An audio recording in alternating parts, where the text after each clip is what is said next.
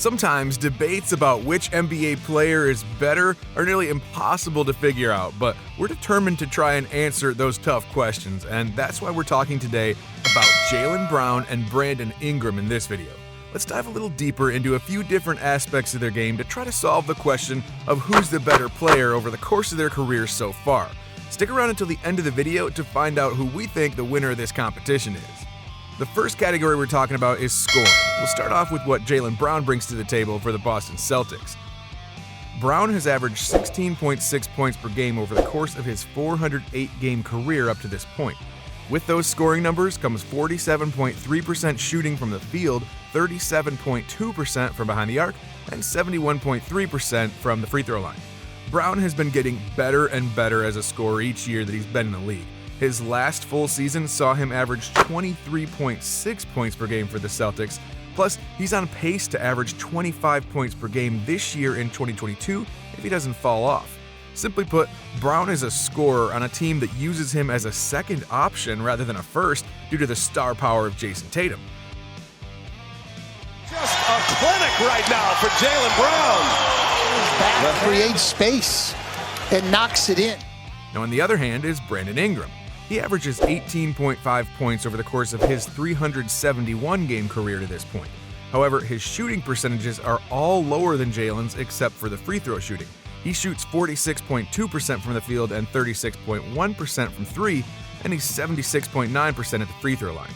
Ingram, just like Brown, has been unbelievably consistent when it comes to scoring the basketball. His best scoring season in the last 5 years saw him drop 23.8 points per game, while his lowest scoring average in that same stretch is just 22 points a game. That's exactly how consistent Ingram is when he's the top scoring option on a team. He's always going to give you 20-plus points a night. Up against O'Neal, they'll get it to Brandon. Brandon with 2 on the clock for the win. Yes, got it! 2/10 of a second to go. Because the way the Utah Jazz guard that pick and roll, Brandon Ingram understands. You can put Royce O'Neal on me. So when it comes to who seems like the better scorer, Ingram appears to be more consistent, but his efficiency is just a little bit lower than Brown's. Plus, Jaylen offers higher scoring potential with how he's averaging 25 points a night so far in 2022. But of course, scoring is not the only thing that you need to do in order to be successful on the floor. Facilitating and rebounding are important aspects of the game too. Brown has averaged 5 rebounds and 2.1 assists per game throughout his entire career. He's a solid rebounder, but not much of a playmaker in the slightest. It's been that way for most of his career too. His highest assist per game total is at just 3.5 a night, while his rebounding has peaked at 6.4 a game.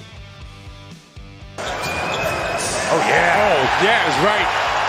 Tatum makes sure of it.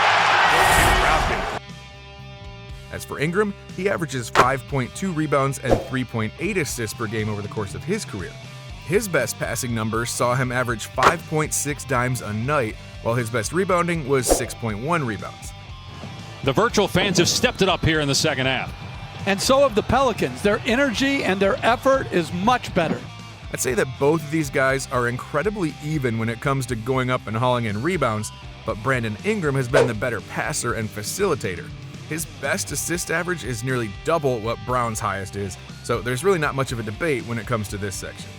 Now next up, we got to talk about how well each of these guys are able to defend their opponents. When it comes to defensive ratings, you want your number to be as low as possible, and Jaylen Brown hit 112.7 last season with the Celtics, a small increase compared to the 107.7 total he had in 2020. The rest of his years were 109.6, 104.7, and 108.6, so he's been pretty consistent over the course of his career, with his peak being at 104.7 and his worst coming last year at 112.7, but he was at his peak offensively then. Of the game. Good strip right there. Brown. Flipping over to Brandon Ingram now, Ingram had a 114.8 defensive rating in his most recent season, and this was coming right on the heels of him having an even worse 115.8. Going through the rest of his years in the league, both on the New Orleans Pelicans and the Los Angeles Lakers, Ingram has only had one season with a defensive rating under 110. It's weird because Ingram's got that length to become a talented defender, but so far it's clear that Jaylen Brown has been the better defender in this debate. And even if you're not convinced just yet, Jaylen Brown averages 1 steal and 0.4 blocks per game throughout his career, and he's only had 2 years averaging under a steal per game. When it comes to Brandon Ingram, he averages just 0.7 steals per game over his career, with just 2 years over 1. The blocks are slightly better at 0.6, but not by a very wide margin. So we think it's pretty clear that JB is the better defender when put head-to-head against Brandon Ingram. And speaking of head-to-head matchups, we've gotten the privilege of watching these two go at it a few times throughout their overlapping careers. Brown and Ingram have faced off against one another a total of 9 times so far, all of them coming in the regular season. During those matchups, Jaylen Brown holds a narrow lead in the series, winning 5 out of the 9 games. However, the stats show what we've pretty much been talking about already. Brown has been the better scorer in these head-to-head matchups, while Ingram takes him to school everywhere else. That's what they'll do, because they're playing small by most standards. Nice. During these 9 games, Brown averages 16.1 points, 5.1 rebounds, and 2.2 assists per game. Ingram, on the other hand, averages 14.4 points, 5.6 rebounds, and 3.6 assists. Jaylen has won 1 more game over Brandon, and he averages more points per game, but Ingram seems to take the cake everywhere else. Now, before we move on a little further, let's take a quick moment to show you all a few highlights from these players' careers. Smart to steal, make the steal. Back to Brown. Look at the defense. Get it back and make a poster. Williams, and Grant Williams didn't play in the fourth quarter except for 19 seconds. Explodes to the rim from the baseline. Aaron Neesmith off the bench. Brown, Euro step, banks it home. Comfortable with your offhand. Comfortable, you won't blow a knee out. Play in the third. Torrey Craig, who they got in a trade with Indiana. Ingram will go right by the track the end. Once again, showing. Got to get it in. It'll come into Valanciunas. Back to Ingram for the win. Yes! Just a moment. Because you don't want to foul. The last thing you want to do is foul. Bang. Let's go home.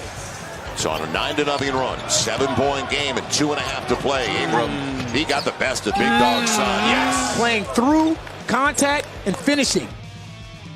Now, another thing we'd like to talk about is how these guys impact their team's success. Jaylen Brown has missed a handful of games across his career with the Boston Celtics, but they've been able to hold on to a strong 43-26 record in the games he's not available. When he does hit the court, they've got a record of 252 wins and 156 losses. It's not the greatest record in the world, considering that the team has nearly double the number of wins as to losses during the games that he's not on the floor. But during his time on the Los Angeles Lakers, they were only able to boast a 20-36 record when he wasn't out there on the floor. He was clearly more impactful there compared to the record in Boston. But then again, Ingram and the Lakers were just 78-112 in the games that he was healthy for them in those 3 or so years with them. As for his time on the Pelicans, though, he's been very important to that team. The Pelicans are just 14-34 in the games where he's not available to play. When he is healthy, the Pelicans' record rises up to 83-95. It's still a losing record, but it's a lot better than they are without him. So obviously, these are two guys in completely different situations. However, you gotta look at how these guys are perceived on their teams. If Brown isn't out there for the Celtics, they've still got a great team with Tatum keeping them afloat.